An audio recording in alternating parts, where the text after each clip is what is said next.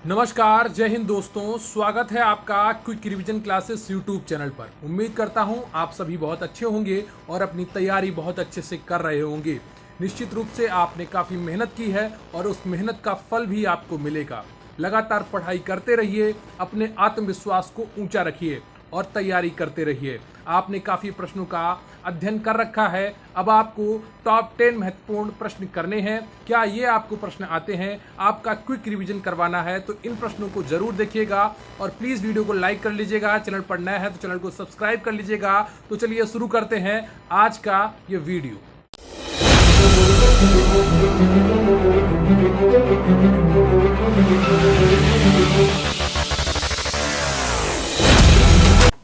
अगला प्रश्न है आपका, निम्नलिखित में से कौन सा भोजन के पोषक तत्वों में सम्मिलित है? बताइएगा, निम्नलिखित में से कौन भोजन के पोषक तत्वों में सम्मिलित है? एक नंबर पर आपका खनिज लवण दिया गया है, 2 नंबर पर आपका विटामिन दिया गया है और तीसरे नंबर पर आपका आहार रेशे या रुक्षांश दिया गया है। तो नीचे दिए गए कूटों में से सही उत्तर चुनिए। तो केवल एक, क्या खनिज लवण केवल पोषक तत्व है? या बी ऑप्शन 1 और 2 खनिज लवण और विटामिन दोनों पोषक तत्व हैं? या सी केवल 2 केवल विटामिन पोषक तत्व है? या डी 1 2 3 खनिज लवण विटामिन आहारी रेशे भी पोषक तत्व है? तो बताइएगा कौन सा ऑप्शन आपका सही हो जाएगा। थोड़ा नए प्रश्न है आपके लिए, कुछ अलग करने की कोशिश की मैंने, 2-3 प्रश्नों को नया बनाया है। तो बताइएगा इनमें से कौन सा ऑप्शन सही है। बिल्कुल भी कंफ्यूज होने की आवश्यकता नहीं है, प्रश्न पहले जैसे ही है, बस भाषा को बदला गया है, प्रश्नों के रूप को बदला गया है। निम्न में से कौन सा या भोजन के पोषक तत्वों में सम्मिलित है? बताइएगा। तो भोजन के पोषक तत्वों में खनिज लवण सम्मिलित है, विटामिन सम्मिलित है। आहारी रेशे पोषक तत्व नहीं होते हैं, ये सिर्फ पाचन में सहायता करते हैं। क्या करते हैं? पाचन में आपके सहायता करते हैं। तो 1 और 2 जिसमें होंगे वो सही है, बी ऑप्शन आपका बिल्कुल सही है।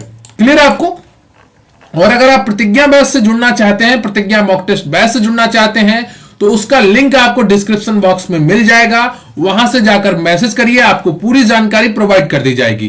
प्लीज कोई कॉल मत करिएगा, कोई भी फोन उठाने के लिए उपलब्ध नहीं है।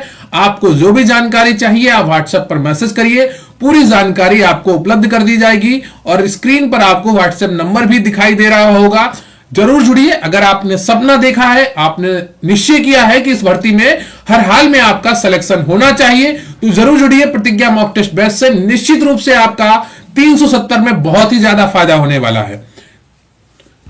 तो प्रश्न है अगला, भोजन के विभिन्न पोषक तत्वों के संदर्भ में निम्नलिखित कथनों पर विचार कीजिए। ठीक है, भोजन के पोषक तत्वों के संदर्भ में निम्नलिखित कथनों पर विचार कीजिए।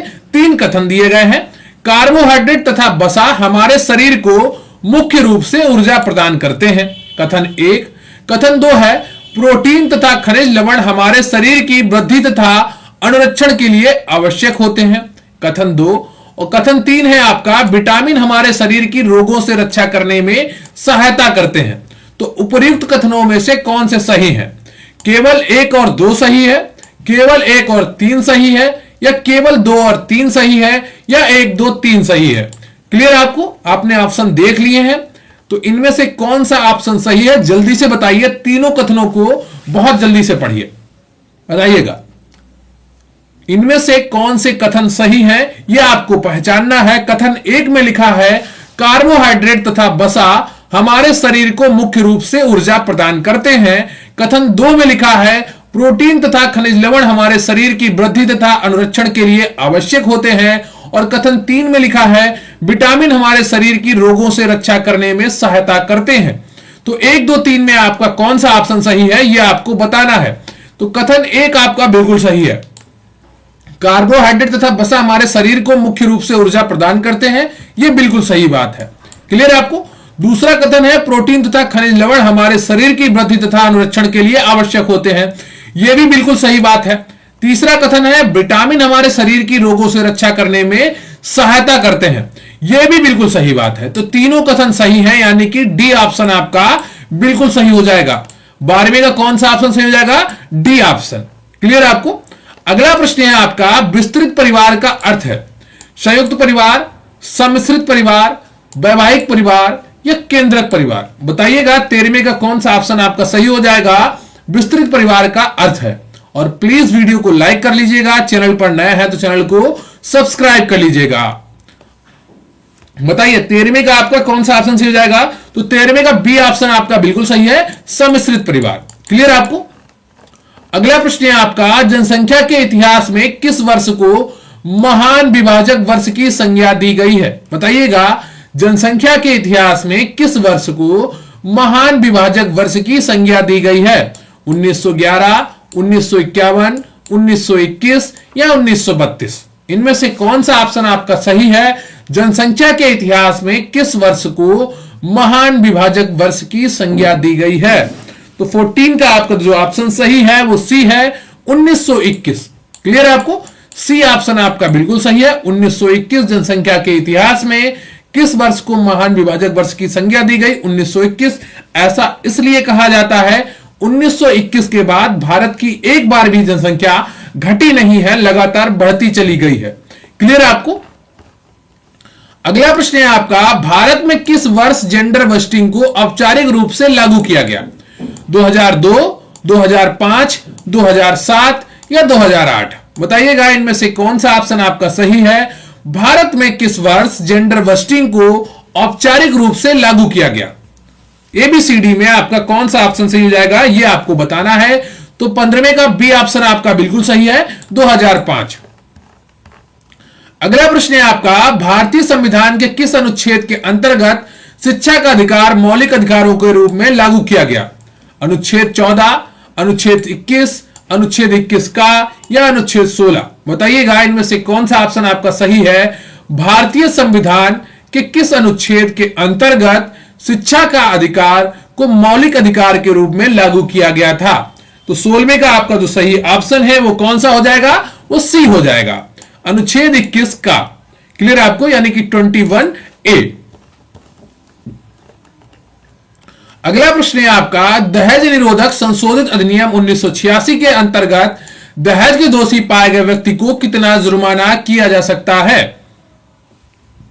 ए 10,000, बी 15,000, सी 20,000, डी 25,000? बताइएगा दहेज निरोधक संशोधित अधिनियम 1986 के अंतर्गत दहेज के दोषी पाए गए व्यक्ति को कितना जुर्माना किया जा सकता है?